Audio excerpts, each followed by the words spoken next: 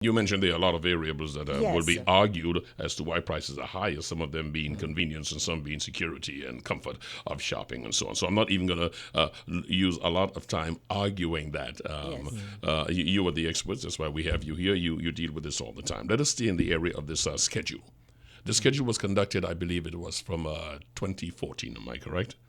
The latest schedule that you released. What was the period? What was the period for that? Well, I believe it came all the way up to March yeah, March 2006. Yes, 2000. Yeah. 16. I'm sorry. Yeah. But 2014 is where we actually did the survey I and see. we selected the basket of goods. But we have been publishing or collecting prices on a monthly basis. And you do these updates every month? Every month, yes. Every month we're going to do the update. It is our intention to also include Tobago in our next rounds of publication. Oh, Tobago, you're going to include Tobago this time around, Yes, okay. yeah. What role does your division play in the area of service and quality of goods? I mean, prices is something, I think you've explained that clearly. You source the price, you watch all the things happening, you deal with the transportation costs, you look at the necessary taxes and all of these things, and you then bring them in and you use the moral persuasion, as you say. Have a conversation with them and then you show them, there's no justification for this amount. They will bring you all kind of arguments and we could go on with that forever.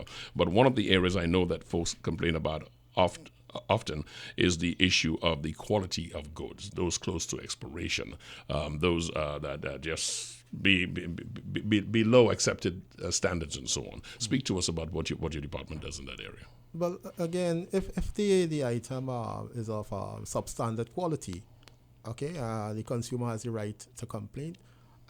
Complain both first to the supplier, having complained to the supplier about the quality of the item. If you are not satisfied with the outcome, you can lodge a complaint with the Consumer Affairs Division, and we in turn will investigate with the view of getting redress for the consumer.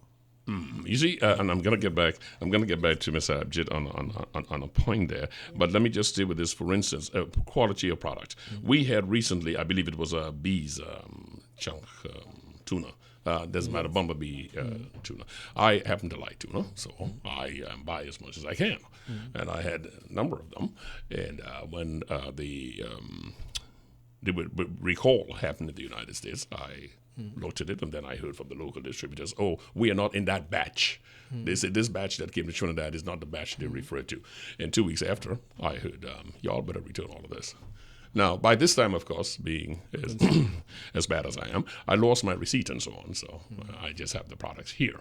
In a case like this, could you explain to me what happened there? Because if, on the one hand, I am told that it is safe to go ahead and consume this, and I'm sure I had a can or two in between. It's safe to consume this, and then 2 weeks later on I hear, no, bring this back into. What happened there? Okay, well, there's a distinction in the whole area of consumerism in Trinidad and Tobago, and you'd find that food items are really handled by the Chemistry, Food and Drugs Division of the Ministry of Health. The Consumer Affairs Division has no jurisdiction when it comes to food items. However, in that regard, if there's a recall of a particular product, whether you have your receipt or not, you should be entitled to return it. There's no restriction really in terms of your receipt. If the item is Bumble or the product that you call. So I should find a distributor of Bumblebee as against going to the retailer I got it from. Is that what you're saying? Once you go to the retailer, if the retailer is not willing to address, you go to the distributor, and I'm certain they would address it. Okay.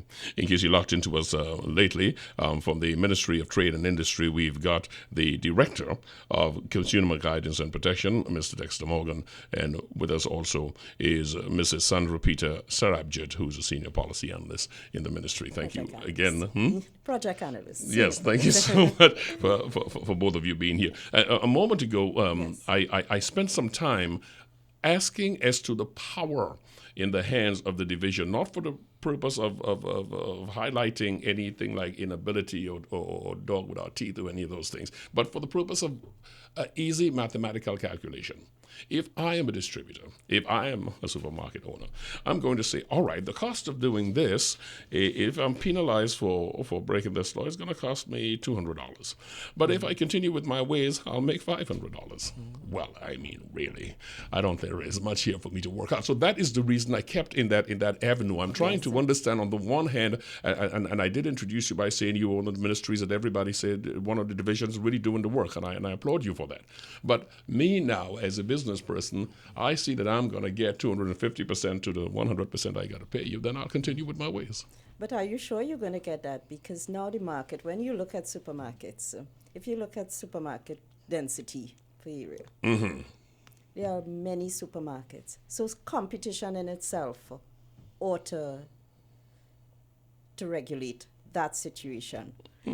Because now we've restarted, should I say, publishing prices. We have now empowered the consumer to have a very good idea of what exists out there. A supermarket owner ought to be cognizant of that. All right, just before you continue, let us make sure that the consumer, in fact, can get that information. Give me the website where they can go and get it, please, Mr. Morgan. We have the Consumer Affairs of TNT. Consumer Affairs TNT, and that's our Facebook page. Right? They can call us on the 800-4277. That's our toll-free line. 800-4277, or simply go to Facebook and put Consumer Affairs. And consumeraffairs.gov.tt. That's our email address. All right, so folks, now you understand where you can go and get this. You were continuing with the empowered citizenry being the best weapon against this. This guide that, and it's a guide that we have published on the Facebook, and an abridged version was also in the newspaper. What it's intended really to do, for you as a consumer to look through the items, pick out your shopping list. Now, from our survey in 2014, we recognize that consumers do the bulk of their grocery shopping on a monthly basis. All right? And I say the bulk, that is, they would buy most of the essential things then. Of course, we all know we periodically during the month go to the supermarket to replenish our stocks. So the intention of the guide is to really take the guide now. You have a list of items and work out what your monthly shopping is likely to be. So and you look at it at the supermarket that you are accustomed to going as against its competitors in the area. Now, you may choose a supermarket for a number of reasons. Most people tend to choose a supermarket not necessarily on price, but maybe on convenience. Maybe because they offer services, especially in the rural areas, where they actually provide transport for persons who don't have their transport. For example, if you go down in the southern areas, there is a large supermarket which actually transports your grocery items to your home at a cost. So it's a number of factors are taken when choosing a supermarket. Of course, you brought up the issue of quality. A lot of consumers value quality, the quality of produce at a supermarket to be very important. So you find that certain items they would buy, they don't mind paying a bit more because they feel assured by the quality that supermarket sells, especially when it comes to meat, right, or fresh produce as that case. So the intention, therefore, is now to work out your monthly grocery, the cost of your monthly grocery, and see where you can get better value, taking into consideration all these factors I have, identified. Then you may see items where you may actually get cheaper at another supermarket. You have to weigh the cost. Am I going to run from here to there? And that's what this is intended to do. It also intended, if you do not wish to change your supermarket, to have an idea how much you should be paying for an item. And if you believe that item is not necessary to your monthly shopping, you withhold your purchase. Then you go ahead and you eliminate it. Yes, but again, the power is in the hands of the consumer. It's that decision, it's that call. So it is safe to say, exactly as it is right now, Dexter Morgan, that you are comfortable. You say some things are being reviewed, but you are comfortable that this list, in fact, will not only educate consumers, but it will be a shot across the bow to supermarkets that we are watching you. Yes, definitely. in other words, we are saying it should be some mechanism for self-regulation. If I'm a violator over a period, how long have we been doing this list? I know you said it was just reintroduced. How long have we been doing this price list? We being your division. Yeah, we have been doing it from time a while now. But again, we have now started republishing. Good enough. So if you have found that I have been one of the profit takers over a long period of time, and with or without the availability of your list, you have spoken to me and I have not seen the need to adjust anything, because I'm telling you, I'm doing business, man. I can justify it. Listen, I can't get foreign exchange. I'm going to use a middleman inside here. I got to pay him more, and that's the reason the prices go up. That's my final answer, and I'm sticking with it. What do you do over a period if I continue to be one of those people? Is there anything to be done?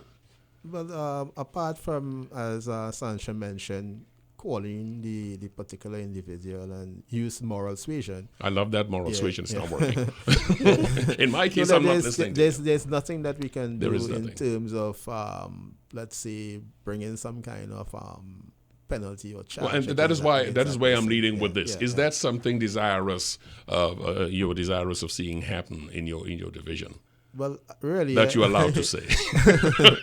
No, really, I am desirous of having suppliers being transparent to consumers. Right? Yes, you have to make a profit.